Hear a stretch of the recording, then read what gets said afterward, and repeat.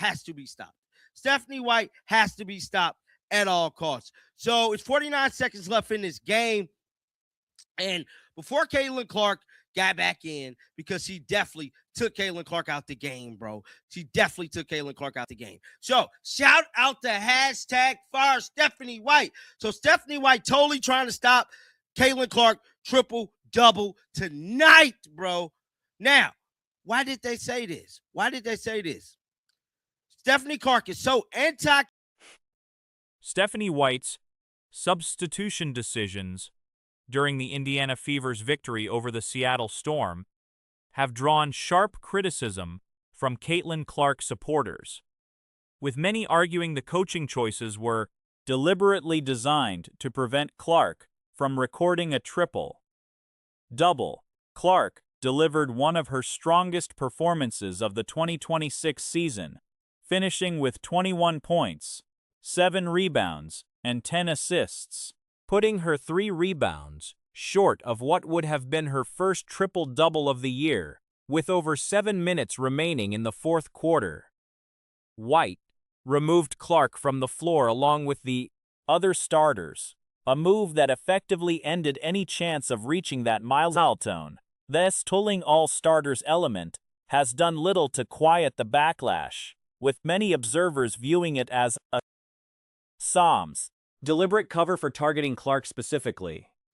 Stephanie Clark is so anti-Caitlin Clark that she pulled CC with over 7 minutes left in the fourth and then pulled out all the starters so people don't say she was just trying to stop CC triple-double. Now, I had it wrong. She was trying to stop Caitlin Clark triple-double. That's what she was trying to do. So Caitlin Clark, as you guys can see here, could have got a triple-double tonight. She only needed 3 more rebounds. 3 more rebounds for her first triple-double for the entire. The statistical picture Clark left behind tells its own story. She connected on 5 of 10 field goal attempts and hit 2 of 4 from beyond the arc, good for 50%. She also went a perfect 9 for 9 from the free throw line, continuing what appears to be a flawless season from the charity stripe. Her plus-minus led the entire Indiana roster, reinforcing the case that she remains the team's most impactful player, regardless of how her minutes are being managed. 2026 season. This would have been the first one of them all. Without this, now Caitlin Clark, oh my God, dude, I just hate this for her because this was a big thing. This was a big deal, bro. Caitlin Clark would have got a triple-double. All of the naysayers, all of the people that was talking shit about Caitlin Clark, you want to know what they had to do? They would have to go eat freaking crow. Go eat crow. Now, Caitlin Clark was shooting 50% from 3 today. Legendary. Clark also added another entry to the WNBA history books, recording her 12th career game with at least 20 points and multiple assists, the most such games in league history. Beyond the Clark conversation, several other players had notable outings. Sophie Cunningham delivered a strong performance, and Lexi Hull contributed effectively throughout the contest. Misha Allen chipped in 8 points, made all her free throws, grabbed 6 rebounds, and added 4 assists. Today, legendary. Caitlin Clark numbers tonight because she's not coming back in. She was 21, 7, and 10. But by Stephanie White pulling her out of this game, Caitlin Clark could not get a triple-double. Could not get a triple-double. She completely hated on Caitlin Clark. Now, Caitlin Clark was 5 of 10 from the field, 2 of 4 from three-point range, which is 50%. 99 free throws. I don't think Caitlin Clark missed a free throw all season. I think Caitlin Clark. Kelsey Mitchell, who has faced criticism for low assist numbers, finished with 2. A figure still considered underwhelming for a guard, but notable given the external pressure she has been under. Mo Billings, on the other hand, managed just 4 points across 19 minutes, raising questions about her role on the roster. Raven Johnson logged 20 minutes without scoring or recording a steal, contributing only 1 block. As a team, Indiana shot 46% from the field, but struggled from three-point range, connecting on just 24% of attempts on a 5 of 21 clip. I think Caitlin Clark might be shooting 100% from free throws this season. Now, she did have 5 turnovers. And as of right now, she still lead the Indiana Fever with a plus-minus percentage. Yes, Caitlin Clark is the best player on the Indiana Fever basketball team. Don't let people fool you and say that she's not. She definitely is the best player on the Indiana Fever basketball team. Now, Sophie Cunningham showed up and showed out tonight, too. I can't even lie. She showed up. The silver lining was a perfect collective performance from the free throw line. Not a single missed attempt across the entire game. Turnovers remain a concern. However, with the Fever committing 20 on the night, the rebounding situation showed improvement, with 38 total boards secured against a Seattle Storm squad developing its roster. Indiana, final margin of 11, winning 89-78. Up and showed out tonight, too. I can't even lie. She showed up and showed out tonight, too. Mo Billings didn't do a whole lot of nothing, bro. She played 19 minutes, had 4 fucking points. 19. I don't even know why they signed Mo Billings at this point. Like, why even sign her, bro? Now, Maisha Hans-Allen had a good spurt at times. She finished with 8 points. She made all her free throws. She had 6 rebounds and 4 assists. Now, let's see the Kelsey Mitchell. Kelsey Mitchell had 2 assists this game. Now, I think Kelsey Mitchell. The Fever entered halftime ahead 55-44, with Clark largely responsible for setting that tone. The substitution pattern throughout the game drew repeated attention from those tracking Clark's minutes. White pulled her early in the second quarter, despite Clark having already rested following the first, and rotated her in and out multiple times across the contest. Clark ultimately played 24 minutes, productive minutes, by any measure.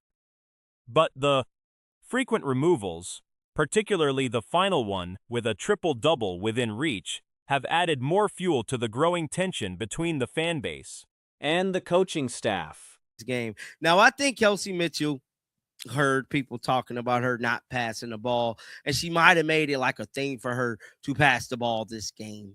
That's what I'm starting to think. Like, she possibly made it a thing. So the game is over. Indiana Fever won 78-89. And y'all already know who the player of the game is going to be. Y'all already know. So the Indiana Fever shot 46% from the field tonight.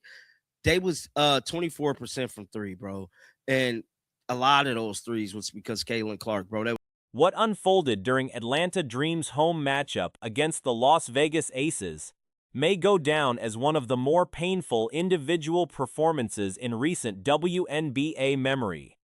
The Aces trio of Kennedy Carter, Chelsea Gray, and Aja Wilson all had dominant outings. Angel Reese did not. Before tip-off, Reese spoke to broadcasters with genuine enthusiasm. 3, bro. And a lot of those threes was because Caitlin Clark, bro. That was 5 of 21. That is bad for them. Nobody missed a free throw today for the Indiana Fever. Kudos for that, because, you know, when you like free throws are like 3 points. So you damn near, you got to make those, bro. You just got to make those. Indiana Fever had 20 fucking turnovers today. We got to fix that, bro. They got to fix that.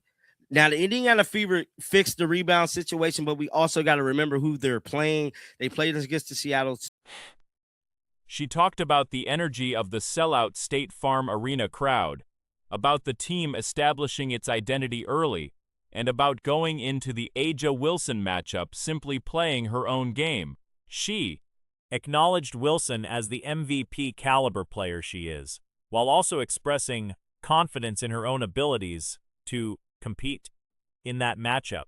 What followed over the course of the game was a different story entirely. The worst 2 minutes in the history of WNBA basketball. I mean, WNBA basketball may have gotten set back 50 years last night, and it's only existed for 30. I mean, over and beyond And guys, keep in mind, this was actually something that was said yesterday. Now, the Dream, Angel Reese and the Dream, played. The highlight reel, if it can be called that, was a compilation of back-to-back-to-back breakdowns. Errant passes, a ball to the face of a teammate, a missed layup that sent her shoe sliding across, the court floor, travel calls, and shots that didn't come close. The final shooting line read 1 of 8 from the field, paired with 8 turnovers. The turnovers nearly outnumbered every other meaningful stat on her ledger. Las Vegas Aces. Kennedy Carter went off. Chelsea Gray went off. A'ja Wilson went off. You know who didn't go off? Angel Reese. And boy, it was ugly. And this was Jordan Cornette. By the way, NBC broadcast yesterday. Tom Hammond, that's a damn good broadcast, to be honest with you. I was like, wow, they called it. Some observers pointed to foul trouble as the explanation for her benching during Atlanta's fourth quarter comeback run. Whether or not that was a factor, the optics were difficult. Good game. Guys, for real, listen. Angel, it's your first time playing in front of this home Atlanta crowd and a sellout at State Farm Arena. What are the emotions? I'm really excited. I know the city's coming out for us and just being able to come together and play together. And I think we set an identity early on. It's what Atlanta will expect from us. So I'm really excited. There's a couple of headliners this afternoon, and you and A'ja Wilson. What's your mentality entering that individual matchup? I mean, just playing my game and knowing what I do best, but also knowing her game. Her role on this roster is supporting, not central. The trade from Chicago did not come with an expanded part to play.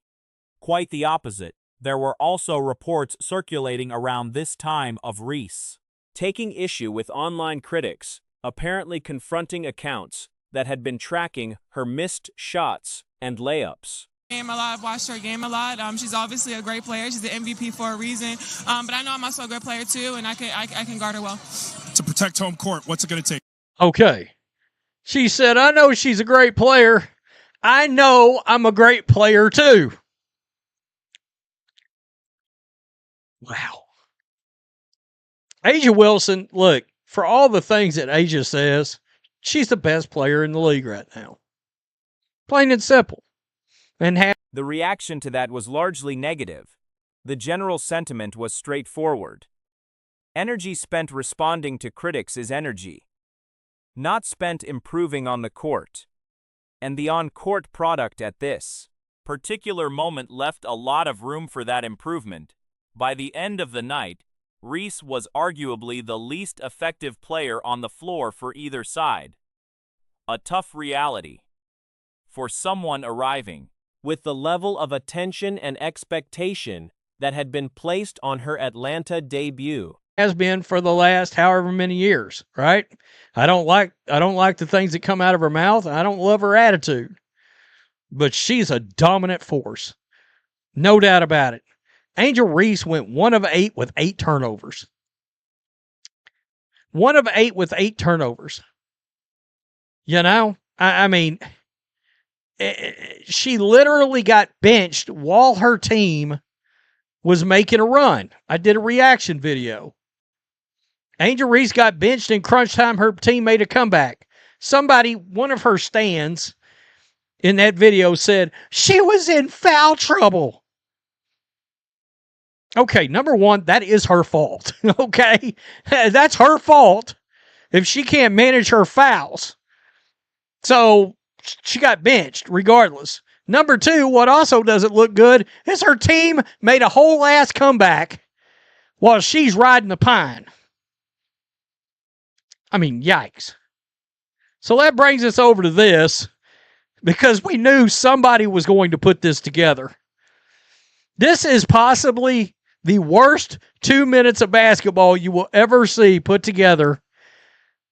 I mean, wow. This is the turnovers, the missed shots, all of it. Let's just check it out. Right here. I mean, she hit somebody in the face. Folks, She hit somebody in the damn grill and just turned that ball over. To hell with it. You know, what was that? And it's somebody else's fault, I think, is what I gather, right? Oh, here we go. That's where the shoe came off. Lord.